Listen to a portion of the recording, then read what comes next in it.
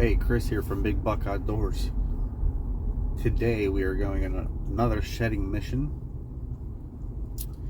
The other day we went and we came up empty. I mean, it's obviously early in the season. They're starting to fall.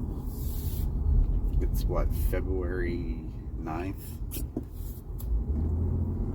And yeah, so we're going to be on another shedding mission. It's a new area, new property. Never hunted it, but I've heard and seen some big buck taken out of there. So I'm pretty excited to see what they have in store for us at this new place. And hopefully, if we get some good signs, we'll throw up some cameras and see what's back there.